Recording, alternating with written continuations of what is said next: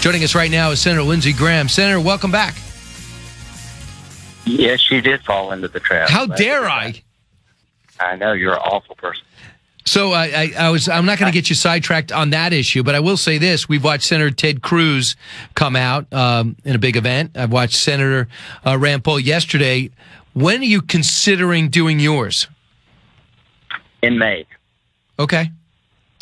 Early or late? In May. I do it. Probably late. Thinking long and hard about it. Got to put the finances together. Ground game. It's about message and means. So I think I got a good message. I just got to make sure I got the means, the financial means of the ground game to be competitive early on. Have you done some hiring? Yeah, we've hired some people in Iowa. Pretty good team there. Looking at people in New Hampshire, and got to put together a fundraising organization to make me competitive. The good news about Iowa, New Hampshire, and South Carolina, Brian, you can't buy these states. People expect you to show up, and it's sort of an antidote to big money, but you have to have enough money to be competitive. Great, and I'm sure your itinerary's up there. It's no longer a mystery. You're there, and you got Senator McCain in your camp. He's made that clear. One thing also, Senator Graham, on Sunday, you said, listen, Rand Paul, nice guy, but his foreign policy is to the left of Barack Obama. Sean Hannity asked Rand Paul that question last night. Here's what he said, cut 6. What do you say to Lindsey Graham, who took a shot at you and said, oh, everyone would have gotten a better deal but Rand Paul? Well, almost anyone in the Congress would better defend the Bill of Rights than this particular senator. So, touche. Is that true?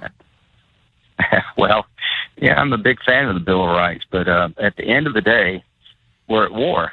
And Barack Obama has criminalized the war. We haven't put anybody in Gitmo or World War confinement since he's been president. We read Miranda rights to international terrorists. They're not common criminals. He's criminalized the war. His foreign policy is a failure. Senator Paul's a nice fella. I support him if he's our nominee. I hope he'd do likewise. But, he was for pulling out of Iraq. He was for not using force in Syria 3 years ago when it would matter. I view his sort of libertarian views are to the left of Obama when it comes to how you treat terrorist suspects. So the French are right. We could have gotten a better deal. I think almost anybody could have gotten a better deal than Barack Obama because he's seen as weak, indecisive, incompetent. The Iranians don't fear him, nor do they respect him. The Israelis and the Arabs don't trust him. And so I hope we will not enter into a deal until we get the best deal. And you'll never convince me that Barack Obama is the best negotiator America would have to deal with the Iranians who are wreaking havoc throughout the world as I speak. Well, I tell you, I was surprised too that the president said the notion of Iran recognizing the state of Israel as a right to exist is basically a bridge too far when it comes to these negotiations. Is that how you feel? Oh my God! I mean, I just don't get me started. Listen, the Iranians have toppled 4 Arab capitals during the negotiations. Al-Qaeda in the Arabian Peninsula is a direct threat to our homeland. It's a Sunni terrorist organization. Anwar al-Awlaki was their head, an American citizen who, thank God, we killed with a drone. But the bottom line is the Houthis, backed by Iran, have taken a pro-American government down in Yemen, and our counterterrorism forces have been expelled from Yemen. So he is allowing the Iranians to basically compromise our national security, supporting Assad, and to not require them to be a better member of the family of nations before you do a deal with their nuclear program is absurd. What I would do is say, listen, guys, we're not going to remove sanctions until you show what you would do with the money differently. Do you think they'll take the billions in sanction relief, Brian, and build hospitals and schools? And is it really too much to ask for the Iranians to knock off trying to bring death to America and Israel before you give them billions of dollars of cash and centrifuges? I don't think so. I think it's a bridge too far for the world to let Barack Obama negotiate a deal with the Iranians because he's so weak, he's so incompetent, and in the eyes of the Iranians, they don't fear nor respect him. And as to Rand Paul, I like him a lot, but I had a resolution rejecting the idea of giving the Iranians a nuclear weapon and trying to contain them. It was a resolution saying the policy of the United States would be to deny Iran a nuclear capability, not contain them once they get it. I had 90 senators for my resolution. I had one guy who voted no, and that was Rand Paul. So I don't think him taking Barack Obama's place at the negotiating table is a good idea. So I was surprised. Dave Ignatius, who's pretty tapped into these Middle Eastern capitals and has great sources, says there's a buoyant sense of the White House this week, a feeling that a much embattled president has achieved the goal, he said in 2009, of engaging Iran on the basis of mutual interest and mutual respect. I was surprised. I mean, to me, the embattled I would understand, but what's your reaction? Well, number one, the Iranians, as I speak, one, they killed 1,500 soldiers, at least in Iraq, by having these copper-tipped IEDs that were made in Iran. They're the supporter of Assad, who's killed 220,000 Syrians. Over 1 million Syrian refugees have left Syria to go to Jordan. The King of Jordan's our best ally in the region other than Israel. So the pressure created from the war in Syria is hurting our ally Jordan. 1 in 4 or 5 people in Lebanon are Syrian refugees. The Iranians have taken down a pro-American government in Yemen. They've got Iranian-inspired militia committing war crimes in Iraq. At the end of the day, the Iranians are more powerful in the Mideast, doing more damage than any time that I can remember.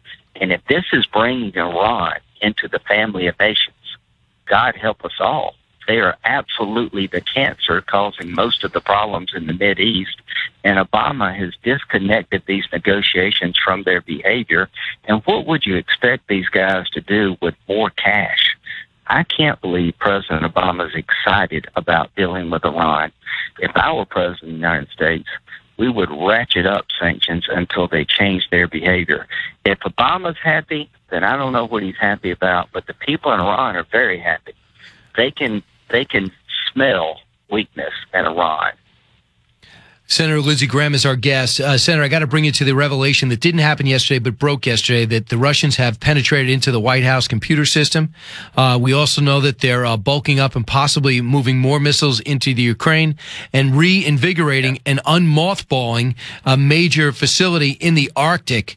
It's hard to imagine a Russia more infused and or muscled up. What is your take on this? What is it going to take to rein these guys in? What should our response be?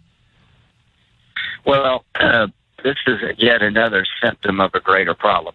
The weakness of Barack Obama to stand up to thugs and dictators and radical Islam is really hurting us all over the world. Radical Islam on the Sunni side is running wild. ISIL and ISIS and Al-Shabaab and Al-Nusra and all of these Al guys are stronger than ever. There are more organizations, more terrorist armies with more weapons, with more safe haven to attack the homeland than any time before 9/11. As to Russia, Putin is walking all over Obama. NATO is never any stronger than the American president. We signed an agreement back in the 90s with the Ukrainians. If you give up your nuclear weapons, we will guarantee your sovereignty. Well, when Obama drew a line in the sand against Assad, if you use chemical weapons, we're going to take you out, and did nothing about it.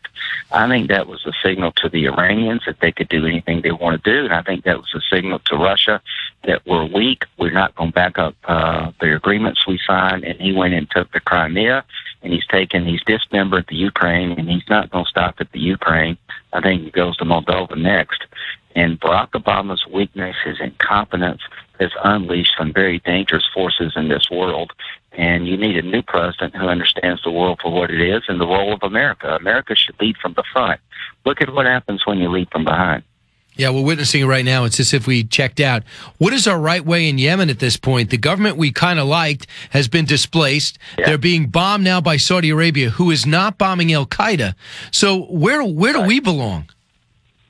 What I would do is I would partner up with the Arabs and go take Yemen back and reestablish a counterterrorism presence in Yemen. Al-Qaeda and the Arabian Peninsula are the guys that planned the Paris attack. They're probably the most lethal force when it comes to hitting the homeland of any of those guys, including ISIS. So the only way you're going to get a resolution in Yemen is to allow the Arab coalition that exists today the capability to defeat the Houthis backed by Iran. If the Houthis stay in power, Al-Qaeda in the Arabian Peninsula basically goes unchecked. They're not going to check Al-Qaeda in the Arabian Peninsula. And right now, this vacuum created in Yemen is allowing one of the most lethal terrorist organizations desirous of hitting our homeland the ability to operate with impunity. So we need to get Yemen back in a box. I want you to hear what the president said at his prayer breakfast yesterday. Can we hear that roll, Eric? On Easter, I do reflect on the fact that as a Christian, I am supposed to love. And I have to say that sometimes when I listen to less than loving expressions by Christians, I get concerned. But that's a topic for another day. Is that appropriate? All I can say is that the Christian community in the Mideast is being slaughtered. We're a Judeo-Christian nation. We're a nation of we're libertarians, vegetarians, Christians, Jews, Muslims, anybody. All of us are welcome to practice our faith or not practice at all. America is destined to be the leader of the free world. We should stand for all the things that make the world a good place to live in. Christians are being slaughtered in the Mideast. I had a hearing in my subcommittee with Jay Sekulow and some others talking about plight of Christians in the Mideast, and our president will not even mention the fact that the Christian community in the Mideast is being slaughtered simply for being Christian. And if you think they don't want to come after us, you're just not understanding the world as it is. Radical Islam is motivated by a religious doctrine that compels them to purify their faith and destroy other faiths. They're systematically exterminating the Christian community. They're killing people within the faith who are different and won't buy into their ideology, and they mean to come after us too. They want a master religion like the Nazis wanted a master race, and our president is AWOL on all of these matters. He's not standing up to these guys. I wish he would be as hard on Radical Islam as he is on Bibi. And maybe in some degree to the Christian his Christian faith. Senator Graham, we're gonna find out in May if you have a big announcement too. You can be sure we'll be carrying it and talking about it. Thanks so much for your time as usual. Thank you very much, Brian.